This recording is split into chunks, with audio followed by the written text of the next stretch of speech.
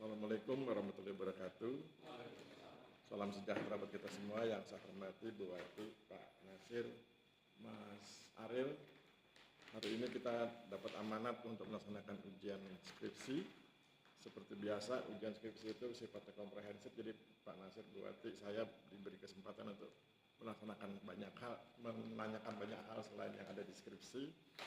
Kemudian nanti tekniknya itu Mas Ariel presentasi kira-kira 10 menit begitu, karena kami bertiga sudah hafal tiap halaman deskripsinya, tadi semacam pemanasan aja.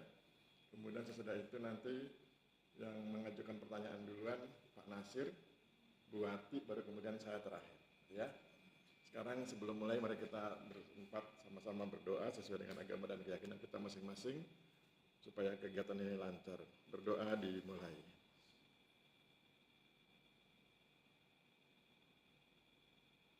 Cukup? Ya, silakan Mas Ariel presentasi. Oh ini. Oh iya.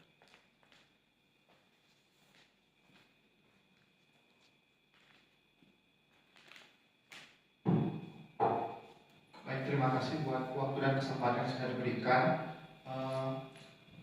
Saya akan mulai presentasi saya. Assalamualaikum warahmatullahi wabarakatuh. Selamat siang.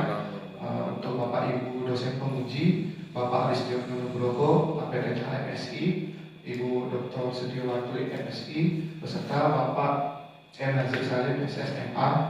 Izinkan saya Ariel Aristo melakukan presentasi hasil penelitian saya dengan judul partisipasi multipihak pada kegiatan reforma agraria dalam mendukung Sustainable Development Goals di Desa Urundaka, Kecamatan Amanah Titik, Kabupaten Tujuh Unauna. Adapun latar belakang yang melatar belakangi penelitian saya yaitu adanya kegiatan reforma agraria yang diatur di dalam Perpres Nomor 62 Tahun 2023, yang mana kegiatan tersebut juga merupakan salah satu kegiatan PSN yang diadakan oleh pemerintah untuk meningkatkan kesejahteraan masyarakat. Nah, Desa Urundaka sendiri merupakan salah satu penetapan lokasi kegiatan penataan akses reforma agraria yang memiliki potensi desa pada sektor pertanian. Namun pada faktanya, berdasarkan data pemetaan sosial, sebanyak 73% dari subjek penerima akses ini memiliki pendapatan yang di bawah UMSP atau upah minimum sektoral provinsi untuk Kabupaten Tujuh Unauna. Nah, itu menunjukkan bahwa terdapat kesenjangan terkait pendapatan dengan upah minimum yang ada di desa Urundaka.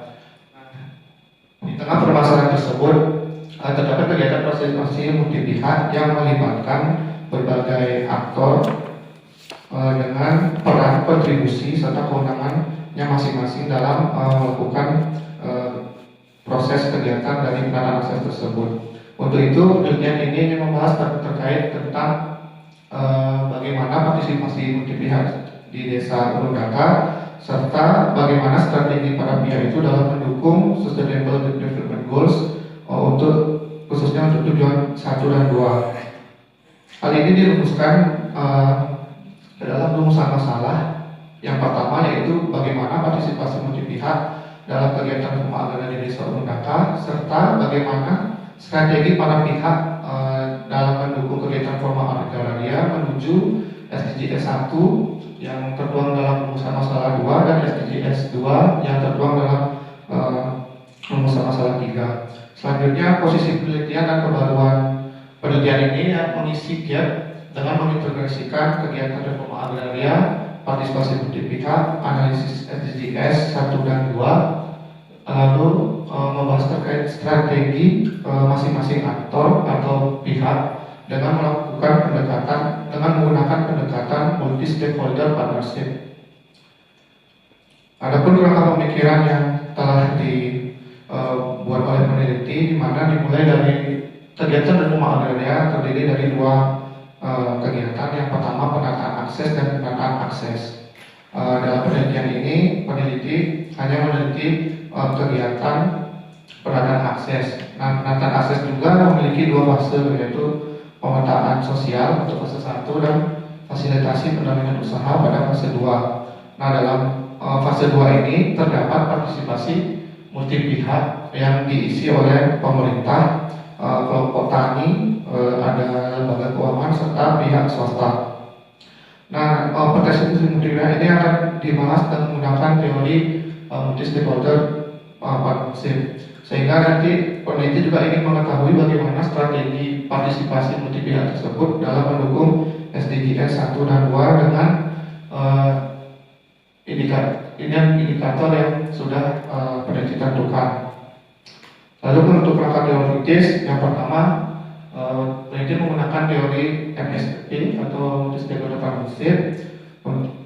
Lalu ada teori untuk reforma agraria untuk membahas tentang pelaksanaan pedagang aksesnya, serta teori terkait dengan SDGs, terutama pada SDGs 1 dan 2. Untuk metode penelitian yang digunakan peneliti, peneliti menggunakan metode penelitian kualitatif, menggunakan pendekatan deskriptif untuk menggambarkan fenomena yang terjadi berdasarkan fakta yang ada di lapangan terkait dengan bagaimana partisipasi multi pihak di Desa Urundaka dan bagaimana strategi para pihak untuk mendukung SDGs 1 dan 2.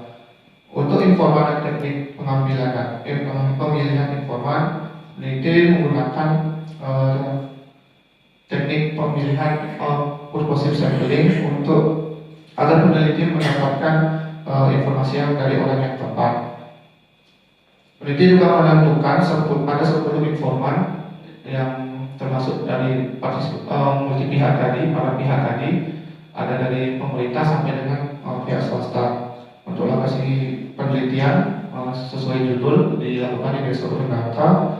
Untuk teknik pengumpulan datanya, peneliti menggunakan teknik observasi, wawancara serta studi dokumentasi.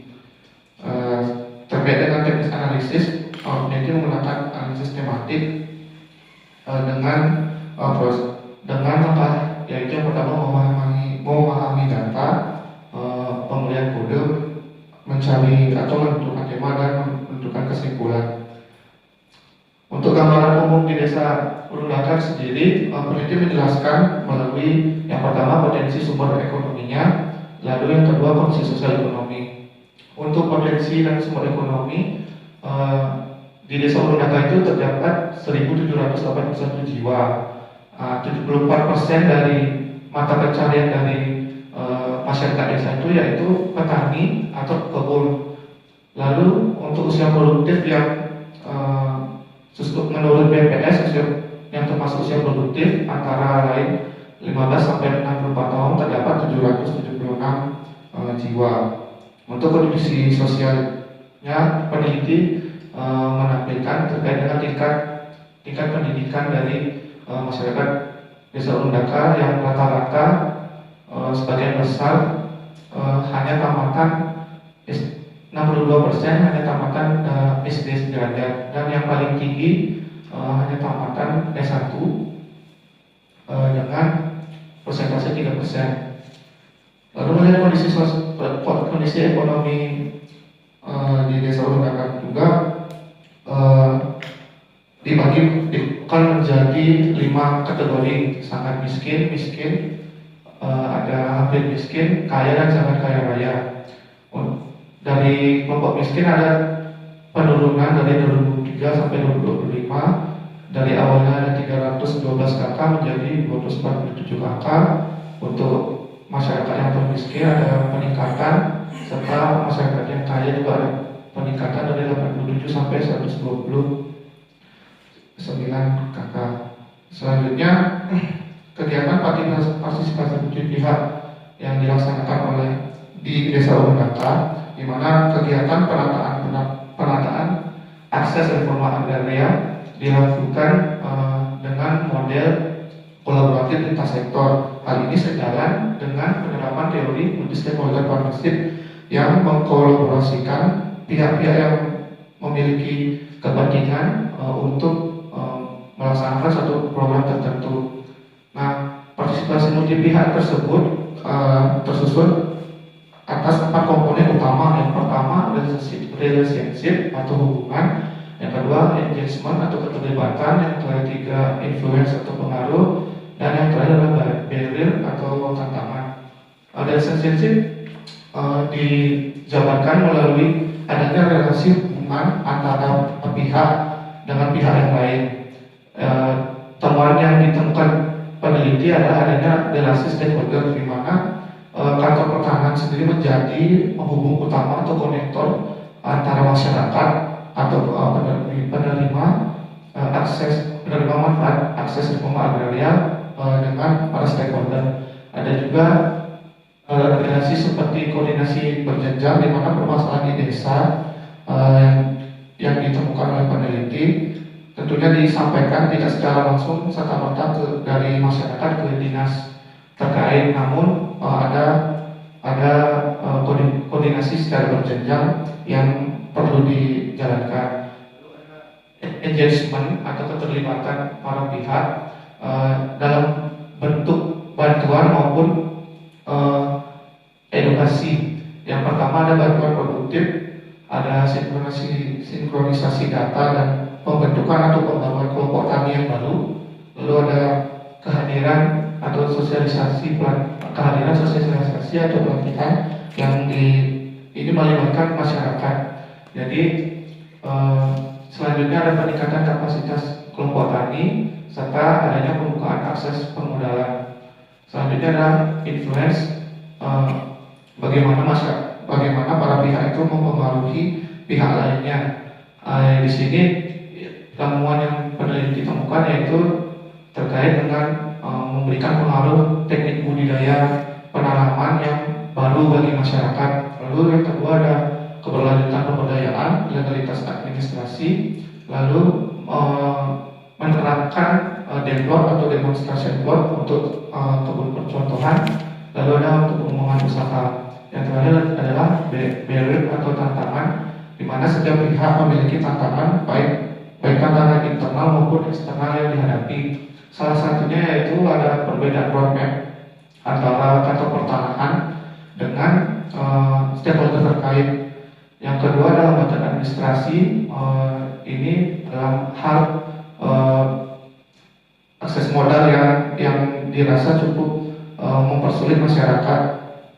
Yang ketiga ada pola pikir masyarakat, di mana masyarakat hanya memiliki pola pikir atau mentalitas hanya ingin menerima bantuan, jadi kemandirian dari masyarakat itu tercapai. Adanya keterbatasan anggaran, lalu ketergantungan kelompok tani terhadap tengkulak, serta adanya cuaca ekstrim. Nah, berdasarkan rangkaian komponen dari teori NSP tersebut, partisipasi pihak dalam penataan akses reforma agraria di desa Burdaka merupakan konfigurasi peran yang saling mengisi, namun tidak selalu seimbang dari sisi sumber daya maupun dengan kewenangannya mereka masing-masing. Lalu partisipasi ini diterjemahkan melalui bagaimana pihak itu memiliki perannya masing-masing, kontribusi serta kewenangan atau batas kewenangan antar pihak. Seperti halnya pada kantor pertanahan yang berperan sebagai fasilitator, yang kontribusinya sebagai memfasilitasi setiap sosialisasi serta penyuluhan dengan stakeholder ke masyarakat. Untuk kewenangannya untuk kewenangan administratif ada kantor pertanahan memiliki kewenangan untuk mengeluarkan SK penetapan lokasi maupun penetapan narasumber serta mengeluarkan berita acara dari hasil sosialisasi atau penyuluhan. Namun ada pula juga batas kewenangannya, karena di sini kantor pertanahan menjadi fasilitator sehingga ia bukan sebagai pemberi bantuan dalam bentuk fisik atau seperti sabrodi yang mungkin seperti aktor pihak Dinas Pertanian maupun Balai Penyuluh Pertanian maupun di sekitar. Dipercepat. Oh ya, cepat.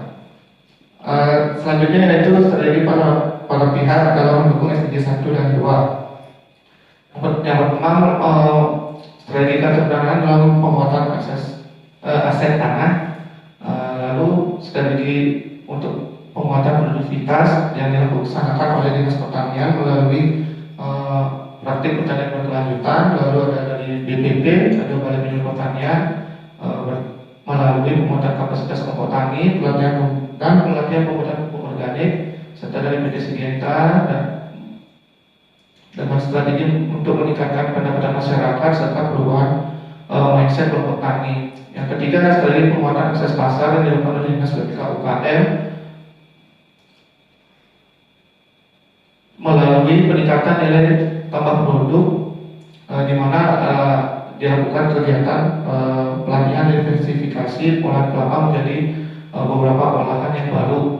Lalu ada PT Seger yang menjamin penyerapan hasil pertanian petani sehingga dengan keterbukaan informasi harga pasar sehingga petani mendapatkan harga yang menguntungkan.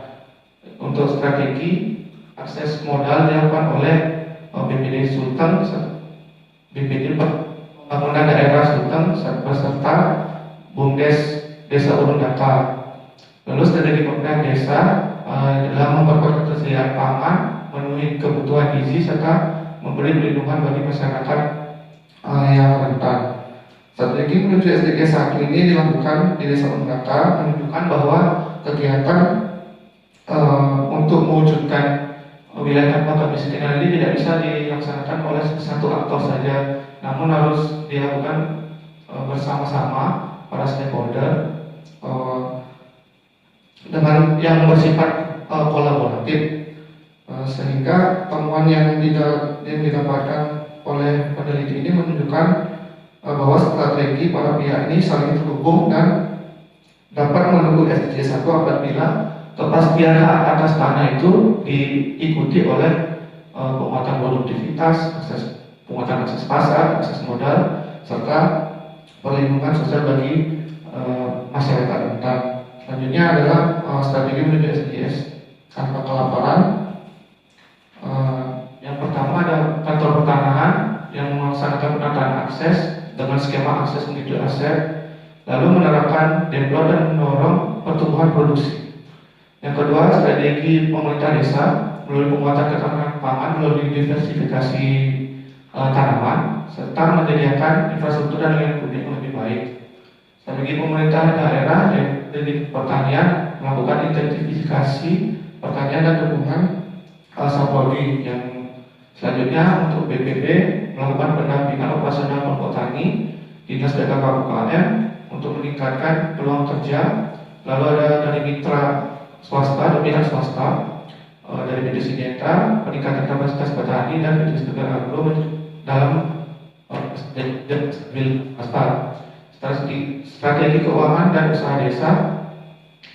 Ada dari BPD Sulteng juga terkait dengan pembiayaan berbasis kelompok serta dari BUMDes sendiri menyediakan modal yang lebih fleksibel, namun dengan skala yang lebih kecil dari Bank Pembangunan Daerah Sementara. Namun dalam hasil penelitian ini menunjukkan bahwa seluruh strategi tersebut saling terhubung dalam menunggu pertumbuhan produksi pertanian, ketahanan pangan, ruang kerja dan penghasilan yang stabil bagi masyarakat Desa Urundaka. Namun demikian, penelitian ini masih menemukan bahwa pencapaian tujuan wilayah tanpa kelaparan masih menghadapi hambatan berupa keterbatasan akses modal, lalu ada ketergantungan terhadap pula, keterbatasan layanan pendidikan dan kesehatan, serta kondisi dalam usaha yang masih sangat tidak memadai. Oleh karena itu, keberlanjutan kegiatan antar pihak ini menjadi faktor yang penting dalam mewujudkan SDGs 2. Karena jika status tanah jika sudah bersertifikat namun tidak produktif, peneliti menilai bahwa hal itu menjadi tidak dapat mewujudkan wilayah tanpa kelaparan. Untuk selanjutnya, kesimpulan yang didapat dari penelitian ini yaitu partisipasi multi pihak yang terjadi di kegiatan yang dilaksanakan di Desa Ulung Naka ini membentuk pola kemitraan yang saling melengkapi, di mana partisipasi tersebut tercermin dalam aspek relationship, engagement, influence, dan value. Untuk strategi menuju SDGs tujuan pertama atau tanpa kemiskinan dilakukan melalui penguatan aset, peningkatan pendapatan, akses pasar, permodalan, dan perlindungan sosial. Kemiskinan menunjukkan perbaikan namun masih dihambat rendahnya pendapatan, sulitnya akses kredit, tergantungan dengan keunggulan, dan adanya perubahan iklim atau cuaca iklim yang ekstrim. Selanjutnya strategi menuju SDGs 2 tanpa pelaporan dilakukan melalui penguatan aset, peningkatan kapasitas budidaya, dukungan sarana produksi, akses pembiayaan, dan stabilitas pasar. Hambatan utamanya yaitu keterbatasan layanan dasar dari kesehatan dan pendidikan tadi, lalu infrastruktur pertanian belum memadai, dan menghadapi tantangan perubahan iklim.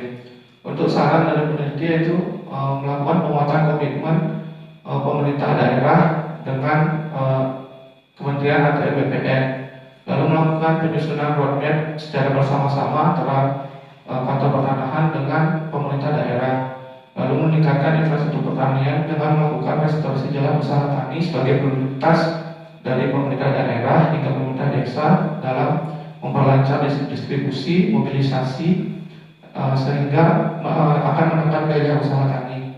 Yang keempat adalah penguatan akses permodalan pertanian sehingga mengurangi ketergantungan petani terhadap tengkulak melalui pembiayaan sistem pembiayaan terpadu antara BPD Sulteng, BUMDes, dan pemerintah desa. Sekian presentasi yang bisa saya sampaikan. Di sini saya menyadari bahwa penelitian saya masih banyak keterbatasan dan kekurangan. Untuk itu saya mohon Bapak Ibu dosen Perhubungan boleh memberikan kritik dan masukan untuk membuat lebih baik lagi hasil penelitian saya. Saya ucapkan terima kasih. Wassalamualaikum warahmatullahi wabarakatuh. Waalaikumsalam. Silakan langsung Pak Nasir.